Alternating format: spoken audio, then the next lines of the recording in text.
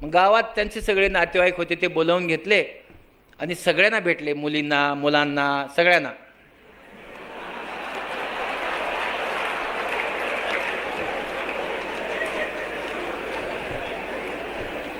त्याचं कारण असं होतं, ह्याच्यापूर्वी ज्याचं डोळ्याचं ऑपरेशन झालं होतं, आपल्याकडे साप चावला वगैरे तर मारुतीच्या मंदिरात बसवायची सवय आहे. तसं त्याला डोकं दुखते म्हणून मारुतीच्या मंदिरात गेला आणि मारुतीचं मंदिर चिऱ्यानेच बांधलेलं असतं, माहीत नाही का ते.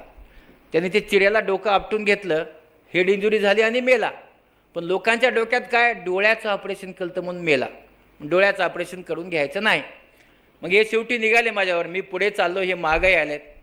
कसे येम आपण म्हणतो ना आपल्या पुराणात, येम दोरी बांधल्या गळ्याला आणि मी घेऊन चाललो असं. म्हणजे मी येम झालो आणि त्यांना आंबेजोगाईला घेऊन आलो. येता येता मला फक्त एवढंच म्हणले, बाबा भलं बुरं झालं तर गावात नेऊन सोड म्हणले, तेवढं जाळायची सोय कर. मी म्हणलं ठीक आहे, मी घेऊन जातो तुम्हाला. आंबेजोगाईला त्यांचं ऑपरेशन केलं. दोन्ही ऑपरेशन होईपर्यंत त्यांना थांबवलं आणि थांबवल्यानंतर मग चष्मे होते, तेव्हा डोळ्यामध्ये लेन्स बसायचा नाही. मोठे बैरगोल भिंगाचे मोठे, बघा म्हाताऱ्या माणसाला चष्मे आहेत, तसा तो चष्मा दिला आणि ते गेले गावाकडे. दुसऱ्या दिवशी सकाळी तांब्या घेऊन बाहेर. अरे म्हणले, ते दिसाले की त्या अन्याला वरच्या लई हुशार डॉक्टर आलाय. गावात काय एवढंच ज्ञान असतं, हुशार डॉक्टर आलाय. ते राहिलेले 29 दिवाळी चालू होती तरी येऊन माझ्याकडे ॲडमिट झाले. वार्डात जागा नव्हता तरी ॲडमिट, खाली झोपतो म्हणले साहेब पण ॲडमिटच करा. वार्डात सगळे मिळून माझ्या बेड होते 15 आणि पेशंट आले 29. माझे बॉस होते लेमाडे साहेब. म्हणले, लहाने कशाला एवढे म्हातारे ॲडमिट करता. म्हणलं आता आलेत काय करणार आपण. मग हे सगळ्यांना ॲडमिट केलं मी. गावाकडची फेटे धोत्र काही कळायचं नाही. 96ची घटना, आपलं 86ची घटना. मग त्यांचे सगळ्यांचे मी ऑपरेशन केले आणि त्यांना दिसायला लागलं. नशिबाने, कधी कधी नशीब पण असतं. आणि त्याच्यानंतर मग आजूबाजूची गावं हळूहळू आंबेजोगाईला यायला लागले, हुशार डॉक्टर आहे. कधी हुशार झाला, प्रयत्न केले. म्हणजे ज्ञान जरी तुमच्याकडे असेल तरी तुम्ही प्रयत्न केले नसले तर त्या ज्ञानाचा काही फायदा होत नाही. म्हणून जेवढे ज्ञानी असतात ते सगळे ज्ञानी यशस्वी होत नाहीत. बघा, मेरिट कधीच यशस्वी होत नाही, कारण त्यांना वाटतं माझ्याकडे ज्ञान आहे, मी कायला असं करू. नाही, ज्ञानाच्या बरोबर तुम्हाला कर्म करावंच लागतं, तरच तुम्ही यशस्वी व्हा. प्रॅक्टिस करण्यासाठी राजीनामा द्यावा असं ठरवलं आणि सकाळी राऊंड घेत असताना बेशुद्ध झालो. डॉक्टरांनी इकडे तिकडे पाहिलं, तपासलं. माझा रक्तदाब 260 140 झाला होता. दोन्ही किडन्या माझ्या निकामी झाल्या. मला लगेच मुंबईला शिफ्ट केलं. तपासण्या वगैरे सगळ्या केल्या आणि मग पुन्हा इथे आल्यानंतर सांगितलं की तुम्हाला आता डायलिसिस करावं लागेल. दर गुरुवारी डायलिसिस करण्याचा माझा जो नित्यक्रम सुरू झाला. मग मी मुंडे साहेब विरोधी पक्ष नेता होते, त्यांना सांगितलं मला आता मुंबईला घ्या. मग त्यांनी माझी मुंबईला बदली केली. तिथे मात्र मला खूप वेगळा अनुभव आला. इथं फार मुंबईचे कोणी नाहीत म्हणून सांगतो, तर सांगणं कठीण आहे. म्हणजे आपल्याकडचे जी डॉक्टर आहेत सगळी ही आणि मुंबईच्या डॉक्टरमध्ये त्या दिवशी फरक कळाला मला. कृपलानी नावाचे डॉक्टर आहेत, हे त्यांच्यासमोर पण मी एका दिवशी भाषण केलं इंग्रजीत, कळावं त्यांना म्हणून. त्यांना विठ्ठल होता बरोबर आणि डॉक्टर डावळे होते. आम्ही गेलो भेटायला. भेटल्यानंतर त्यांनी तपासलं वगैरे. म्हणले उद्या या. उद्या या म्हणल्यास ठीक आहे म्हटलं. उद्या गेलो आम्ही दोघं तिघही. गेल्यानंतर ते अशा कपाळावर खूप आट्या पाडल्या त्याने. मला म्हणले किती नातेवाईक आहेत. बहिणी, 2 भाऊ, आई वडील, 2 मुली, 1 मुलगा, सासू बायको. म्हणजे फार जास्त आहेत. म्हणलं हो. म्हणलं एक काम करा डॉक्टर, तुम्ही LIC काढा म्हणले. गोळ्या बिळ्या द्यायच्या सोडून LIC का काढायला सांगितलं. मग म्हणलं सर पण मी LIC का काढायची. इतकं म्हटल्यानंतर हा बेशुद्धच पडला विठ्ठल. तेव्हा वाटलं आता माझा भाऊ मरणार. आम्ही ते सगळं सोडून देऊन त्याच्या मागे लागलो. त्याला ॲडमिट करा, त्याला सगळं बघा आणि तो कस्तरी करून बाहेर आला. मग दुसऱ्या दिवशी त्यांच्याकडे गेलो. म्हणलं असं का सांगितलं. म्हणले डॉक्टर लहाने, तुमचं क्रिएटिनिन 16 आहे आणि तुमचं किडनी बदलता येत नाही, तर तुम्ही जास्तीत जास्त 1 वर्ष जगाल. म्हणलं ठीक आहे, म्हणजे मला कळालं काय अडचण आहे माझी. मग मी खरंच LICच्या एजंटला बोलवलं, कांबळे नावाचे. म्हणलं मला LIC काढायची. ते म्हणले काढू. तर त्यांच्या ऑफिसमध्ये विचारलं, त्याने सांगितलं किडनी खराब असेल तर पैसे जास्त लागतील. ते म्हणले किडनी खराब आहे न सांगता तुम्ही डॉक्टर आहेत, कमी कमी जास्त लिहा आणि करून टाका. म्हणलं हे नाही होणार, कारण म्हणलं मी आता लिहिलं चूक तर माझ्या मृत्यूनंतर बायकोला जेलमध्ये टाकाल तुम्ही, असं नाही करणार, खरं बोलून करा. तेव्हा माझा पगार 7,000 होता आणि ते LICवाला म्हणे की तुम्हाला 15 लाख पाहिजे असतील तर तुम्हाला 43,000 भरावं लागेल. मी म्हणलं भरून टाकतो. ती माझ्याकडे असं बघतो, 7,000 पगार एवढे पैसे कसे भरणार. मला सांगता येत नव्हतं ना पुढच्या वर्षी मी नाहीच आहे, एकदाच भरायचे. 43,000 रुपयात 15 लाखाचा सौदा किती स्वस्त होतो. मी करून टाकला. मित्राचे पैसे घेतले, सप्टेंबर महिन्यात भरले आणि मग गावाकडे महिनाभर आलो. मला महिना 2दा विचारलं तू महिनाभर कशाला आलायस. तर काय सांगताय ते पुढच्या वेळेस मी नाही म्हणून, मी जाणार आहे. मग सगळ्यांना भेटलं वगैरे. तुम्हाला माहिती आहे की आपल्याकडे मामा मावश्या, माझ्याकडे धर्मपूरला मामा मंडळी आहे, त्या सगळ्यांना भेटलो. हे मावशी नाही मला, लांबच्या मावश्या आहेत, पण त्या सगळ्या लांबच्यालाही भेटलो. आणि मग बरेच आंबे वगैरे आले होते, आंबे खाल्ले. पुढच्या वेळेस खायला मिळणार नाहीत, सगळ्या गेलंच आहे ना माणूस. आणि मग गेलो. सप्टेंबर महिना सुरू झाला. सप्टेंबर महिना सुरू झाल्यास रोज एकदा बायकोकडे बघायचं, लेकराकडे बघायचं आणि जायचं. गेल्यानंतर पुन्हा परत यायची शक्यता नाही. 30 सप्टेंबर आला. त्या दिवशी मात्र वाटलं आता काही आपण येत नाही. जाऊन पुन्हा परत आलो. म्हणलं काही तर गडबड झालेली दिसते. लगेच 1 ऑक्टोबरला भेटायला गेलो त्यांना. म्हणलं सर ते काही झालं नाही, मला मी असाच आहे. मला भीती सप्टेंबर महिन्यात 43,000 भरायचे त्याची होती, म्हणजे मरण्याची भीती नव्हतीच मला. मग ते म्हणले काही गडबड झाली असेल, पण 5-6 महिन्यात तुम्ही काही राहणार नाहीत म्हणे. झालंच, मुंबईचे डॉक्टर. मग मी पुन्हा एकदा पैसे भरले. म्हणलं जाऊ दे, 86,000 15 लाख थोडासा महागाचा पडला सौदा, केला. मग थोडे दिवसांनी मी डिसेंबरमध्ये गेलो तर ते मला म्हणले तुमचं किडनी बदलता येईल आता, काहीच अडचण नाही. आणि किडनी बदलता येईल असा निरोप जेव्हा गावाकडे आला तेव्हा माझी माय, अण्णा, 4 बहिणी, 2 भाऊ, सगळेच आम्ही किडनी देतात, आम्हालाच द्यायची आहे किडनी. हे बघा, आज आपण बघतो कुणी पुढे येऊन देत नाही, पण माझ्या घरामध्ये 1995ला प्रत्येकजण एकच म्हणत होता मला द्यायची. माझा एक बिना शिकलेला भाऊ होता, बाबूशा. त्यांनी सांगितलं माझीच घ्यावी लागते, नाही तर करूच देत नाही ऑपरेशन. मग झालं, सगळ्यांना मुंबईला बोलवलं, तपासण्या केल्या आणि त्यांना सांगितलं ज्याची चांगली लागल त्याची घेऊ. मग त्यांनी ते मान्य केलं. आणि तुम्हाला माहीत आहे कुणाची चांगली लागते, आईची. मग माझ्या माईची किडनी मला जास्त मॅच झाली. डॉक्टर म्हणाले की ती माईची घ्यायची आहे. मग माईला विचारायचा प्रश्नच नव्हता. माय म्हणे तुला जे करायचे तितक्या किडण्या काढून घ्यायच्यात घे म्हणे, पण तू जगला पाहिजे. मग माझं 22 फेब्रुवारी 95ला ऑपरेशन झालं. माईची किडनी घेतली. त्या काळामध्ये बघा, आता स्कोपी आहे, त्या काळात स्कोपी वगैरे काही नव्हतं. माझी माईने शेतात काम केलेलं आहे, एकदम घट्ट शरीर. 1 पोतं शेंगा उकरायची, मी पण 1 पोतं उकरायचो आणि माय पण 1 पोतं शेंगा उकरायची. एवढं आम्ही काम करायचो दोघंही. आणि मग त्यावेळेस बेंबीपासनं ते पाठीच्या कण्यापर्यंत कापायचे, बरगडी अशी उघडायची आणि ती उघडून ती किडनी काढून मला बसवायचे. मला इथे 6 टाके आहेत, इथे बसवलेले असते पायाच्या वर. मग माईला 166, मी मोजले टाके, 166 टाके पडले होते माईला. आणि तेवढे सगळे टाके गेल्यानंतर माईचं ऑपरेशन झालं आणि मला बंद खोलीत ठेवतात, इन्फेक्शन, जंतू संसर्ग होऊ नये म्हणून ठेवलं. माय म्हणली कुठे माझं पोरगं, 39 वर्षाचा मी पोरगा, दिसत नाही. ते म्हणाले नाही आहे, चांगला आहे तो. मग नाही म्हणे मला दाखवा. दुसऱ्या दिवशी माईने हट्ट केला, तिसऱ्या दिवशी मला दाखवाच. आता इतके मोठे जखम पहा. आता आपल्या शरीरामधला एक अवयव काढून दिला आहे, 166 टाके पडलेत, शरीरामध्ये इतकी जखम आहे. त्याच्यानंतरही आपल्याला जे काही त्रास आहे त्याचा विचार न करता ती विचार करते माझा मुलगा जिवंत आहे का नाही, ते फक्त आईच करू शकते.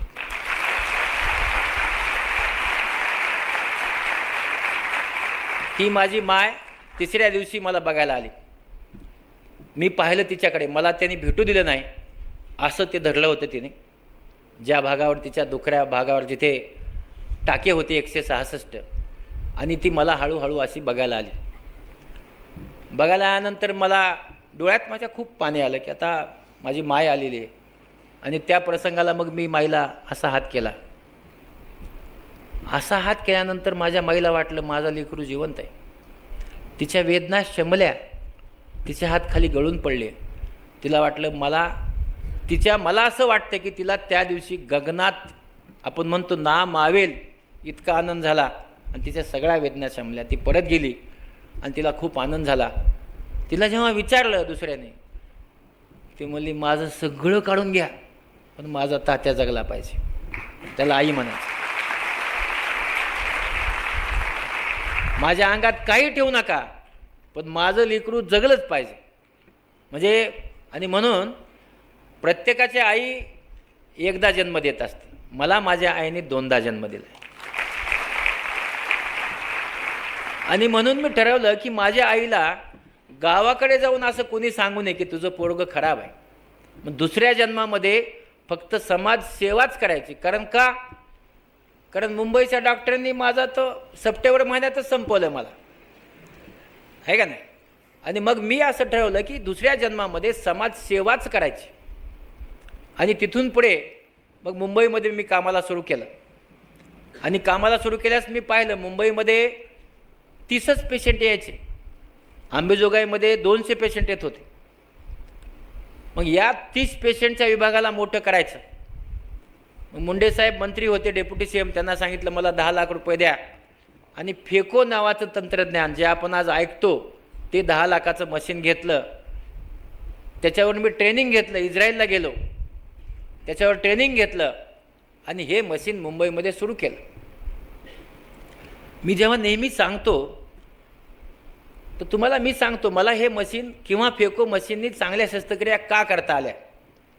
या फेको मशीनला दोन्ही पायात मशीन असतात, दोन्ही हातात मशीन असतात, डोळ्यांनी पाहावं लागतं दोन्ही आणि कानाने ऐकावं लागतं. हे सगळे अवयव जो कोऑर्डिनेट करू शकतो तोच चांगला फेको करू शकतो. मी कुळो हाणायचो. तुम्हाला कुळो माहीत आहे का नाही माहीत नाही मला. कुळो म्हणजे आता काय म्हणतात ते कुळवाला माहीत नाही. माझ्या काळात कुळो म्हणायचे. आणि त्याच्यावर उभं राहायचो, 2 कासरे धरायचो आणि कुळो हाणायचो. त्याच्यामुळं दोन्ही पायाचं बॅलन्स, हाताचं बॅलन्स, सगळ्यांचंच बॅलन्स. तुम्हाला माहीत आहे बैल कसे असतात. आणि त्या बॅलन्समुळे मला माझ्या डाव्या हातालाच, आता जे नवीन डॉक्टरांना आम्ही शिकवतो ना त्यांना सांगतो की डाव्या हाताने तुम्ही ब्रश करा म्हणजे त्याच्यात शक्ती येईल. डाव्या हाताने लिहा, आम्ही ट्रेनिंग देतो त्यांना. आणि त्यांना डावा हात त्यांचा स्ट्रॉंग करतो. माझा डावा हात कासरे ओढून नुसता स्ट्रॉंग झाला. त्याच्यानंतर मध्येच आम्ही एक नवीन शेत घेतलं होतं. त्याच्यामध्ये 1 ट्रक ते खोडं म्हणजे जे छोटे छोटे झाडं असतात ना त्याचं बुडासहित काढायचं. तर मी ते 1 ट्रक खोडं काढले होते म्हणून सगळे स्ट्रॉंग हात होते. त्याचा मला मुंबईत फायदा झाला. मुंबईचे डॉक्टर लेफ्ट हँडने ते करत राहिले आणि मी तोपर्यंत शिकून गेलो फेको. आणि त्या मशीननी शिकल्यामुळे पेशंट माझ्याकडे यायला लागले. आणि मग जे हॉस्पिटलचा जो नेत्र विभाग आहे याला हळूहळू सुगीचे दिवस म्हणतो आपण. लोक यायला लागले, औषध उपचार घ्यायला लागले. पण तोपर्यंत फार काही प्रगती झाली नव्हती. एके दिवशी बाबा आमटे दत्त म्हणून येऊन उभे राहिले. ते म्हणले लहाने डॉक्टरना. म्हणलं हो. म्हणाले की माझ्याकडे काही कुष्ठरोगी आहेत ज्यांचे 1 डोळ्याचं ऑपरेशन झालं आहे आणि त्याचे ऑपरेशन करण्यासाठी तुला यायचं. म्हणलं बाबा आलो. 71 पेशंट होते, त्यांच्या तपासण्या केल्या. कुष्ठरोगामध्ये 35% गुंते असायचे. म्हणजे 100 पेशंटचे ऑपरेशन केले तर 35 लोकांना दिसायचं नाही. आता ह्या 70चे करायचे कठीण होतं. तर माझ्यावर डॉक्टर रागिनी पारिक म्हणून काम करतात. आम्ही 2 जण गेलो आणि या 70 पेशंटचे ऑपरेशन केले. तिथेच राहिलो 40 दिवस. 40 दिवस राहून रोज पेशंट तपासले. हा जो अनुमान काढला होता, लंडनचे आणि अमेरिकेचे डॉक्टर आले, 50 ऑपरेशनचा अभ्यास केला आणि त्याच्यावर अनुमान काढला की जो ब्लाइंडनेस असतो after the leprosy patient surgery, blindness is 35%. काही काढलं की तेवढंच निघायचं. मग आम्ही ह्या 71 लोकांना 40 दिवस पाहिल्यानंतर त्याच्यातला एकही अंध झाला नाही. त्यांना सगळ्या अंध जर आली. आणि मग तिथे गेली 16 वर्षे आम्ही जातो. 16 वर्षे गेल्यानंतर तिथे आम्ही 10 दिवस काम करतो, 11 दिवस. आज 1691 कुष्ठरोग्यांचे ऑपरेशन आम्ही केले आहेत, जी भारतातच नाही जगात सगळ्यात मोठी सिरीज आहे. लिहिलेलं नसतं हे, खरं तिथं जाऊन काम करून लिहायला असतं. आणि म्हणून त्यांचं संशोधन 35% आंधळे, माझं संशोधन 0% आंधळे, आणि हे करून दाखव. आणि आज तिथला एकही मनुष्य अंध नाही आहे. त्याचबरोबर असं नेहमी वाटायचं की आपण सगळ्या भागामध्ये, म्हणजे आदिवासी पाडे असतील, कुष्ठरोगी असतील, किंवा या सगळ्या भागात, इव्हन मेळघाट असेल किंवा नंदुरबार असेल, ठाणे असेल, या सगळ्या भागामध्ये बिना टाक्याचे ऑपरेशन झाले पाहिजे. म्हणून या सगळ्या भागात हा नॅशनल प्रोग्राममध्ये आणण्यासाठी खूप प्रयत्न केले. आणि आज आपण गेली 2002 पासनं बिना टाक्याच्या ऑपरेशनची आम्ही 202 शिबिरे घेतली आणि ती प्रत्येक पाड्यापाड्यात घेतली. आणि त्यामध्ये 81,000 गरीब लोकांचे ऑपरेशन केले. त्या शिबिरात आम्ही एक नेहमी गोष्ट बघतो, एखादा पॅन्ट घालून जरी आला तरी त्याचं आम्ही ऑपरेशन करत नाही. कारण तिथं अशाच माणसांचं करतो की जे येऊ शकत नाहीत आमच्याकडे, जे अतिशय गरीब आहेत, अशा लोकांचे ऑपरेशन करतो. आणि आम्ही पुढे तुम्हाला सांगतो की जेव्हा आपण असं करायचं लक्षात आलंच लोकांच्या, की लगेच सगळे फाटके कपडे घालून यायचे. आम्हाला असं वाटलं ठीक आहे की त्यांनी फाटके कपडे घातले म्हणजे ते जरी चांगल्या श्रीमंताचे असले तरी त्यांच्या घरचे त्यांना मदत करत नसतील, म्हणून फाटका कपडा ॲडमिट करा, तो श्रीमंत असो किंवा गरीब असो. आणि असं आम्ही करत आज सगळ्या गरिबांना आम्ही मोफत ऑपरेशन, नुसतंच करतो असं नाही, ऑपरेशन. अण्णा हजारेंनी त्याचं उद्घाटन केलं. आणि एका सिस्टरनी एका आईला घेऊन आली, तिचा 8 वर्षाचा मुलगा होता. आणि ती घेऊन आल्यानंतर ती म्हणाली की ते आई मला भेटली लहान डॉक्टरांना. म्हणलं हो, माझा मुलगा 8 वर्षाचा आहे म्हणले, तो मला बघायचा आहे, मला फक्त 5 मिनटं दिसलं पाहिजे. ही कठीणच गोष्ट आहे. मग सगळा इतिहास विचारला तर बाळांतपणा म्हणजे गरोदरपणी रेटिनाचा मागचा पडदा सुटतो, तसा त्यांचा 2 वेळाचा सुटला. सुटल्यानंतर तपासणी न करता नवऱ्याने सोडून दिलं तिला. आणि मग आता हे बाळ आहे म्हणून त्या मुलीने बाळ झाली, डिलिव्हरी झाली, पण यामध्ये नैसर्गिक डिलिव्हरीनंतर तो पडदा बसत असतो. पण दरम्यानच्या काळात मोतीबिंदू झाला, पण त्याच्या आधीचे जे फोटो काढले होते त्याच्यात पडदा तुटलेला होता. सगळ्या डॉक्टरांनी ऑपरेशन करायला नकार दिला, कारण अंध आहेत म्हणे तो. मग माझ्याकडे आल्यानंतर मी सांगितलं की आपण वाचलं आहे की यामध्ये 90% लोकांचा पडदा बसतो, की 90%त का नाही, ऑपरेशन करून बघूया. आणि मग आम्ही तिचं ऑपरेशन केलं. केल्यानंतर दुसऱ्या दिवशी तिचा पडदा बसलेला होता. पट्टी करायला गेलो, तिला दिसायला लागलं. तिला असं वाटतं की आता मला दिसतंय, ते जाणार 5 मिनिटाने. तिने पट्टी विट्टी काही करू दिली नाही, आमच्या सगळ्यांना हे करून ती पळत जाऊन तिच्या मुलाला तिने घेतलं. 8 वर्षाचं बाळ. त्या 8 वर्षानंतर आई त्याला बघती आहे, नजर पहिल्यांदा आली आहे. तिने मांडीवर घेतलं, तिला बाळ दिसतच नाही आहे. इतके आनंद अश्रू आले की तिचा डोळा आनंद वस्त्राने गच्च भरला होता. आम्ही धावत गेलो की हे डोळा खराब होईल.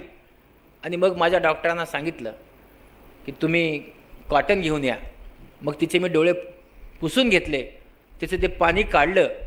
आणि पाणी काढल्यानंतर जेव्हा तिने बाळ पाहिलं 8 वर्षाने, तेव्हा आम्ही 8 वर्षांनी आपली आई बाळाला कसं बघते आम्ही पहिल्यांदा आयुष्यात पाहिलं की प्रेम काय असतं. तिने त्या बाळाच्या शरीराच्या प्रत्येक जागेचा ती फक्त किस घेत होती, म्हणजे आपण त्याला मुका घेत होती. आणि मग तेव्हा तिला असं वाटलं की हे माझं बाळ आहे. असे आम्ही प्रसंग पाहिले. आणखी एक दुसरा खतरनाक प्रसंग सांगतो. आम्ही नंदुरबारमध्ये जात होतो आणि जात असताना आमची गाडी खराब झाली. खराब झाल्यानंतर उशीर झाला जायला आणि उशीर झाल्यानंतर ही आमचं जवळपास 8वं शिबिर होतं नंदुरबारला. आणि जात असताना रस्त्यामध्ये पोलिसांनी सांगितलं की जाऊ नका, इकडं चोऱ्या होत आहेत, दुष्काळ पडला होता. आम्ही निघालो. थोडं पुढे गेल्यानंतर आम्हाला मस्तच अनुभव आला. चोऱ्या होता ते खरं ठरलं. आमची गाडी अडवली, सुमो होती.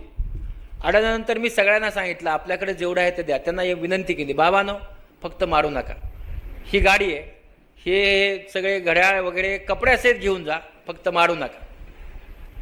मी खाली उतरलेला त्या गाडीच्या लाईटला त्यांचा जो म्होरक्या होता त्यांनी पाहिलं, तो लांब बसला होता.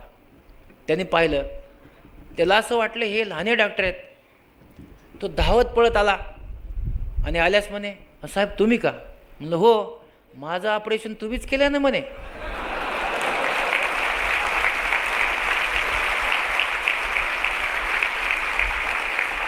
आणि त्या पोराच्या गालात चापट दिली. ते म्हणे अरे तू आलतास की ऑपरेशनला, हेच डॉक्टर आहे, ओळखीलं कसं नाहीस? चोर ही माणसंच असतात.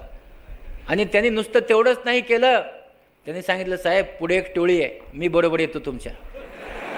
तो आमच्या बरोबर आला आणि रस्त्यामध्ये त्या दुसऱ्या टोळीला सांगितलं लहान डॉक्टर आहेत, पुढे जाऊ दे. म्हणजे आपण जर चांगलं काम केलं तर सगळी माणसं प्रेम करतात, त्यात कुणी असो, चोर असो, कुणी असो, किती तुमचा विरोधक असो. अगर आपको ये विचार अच्छे लगे तो चैनल को सब्सक्राइब जरूर करें.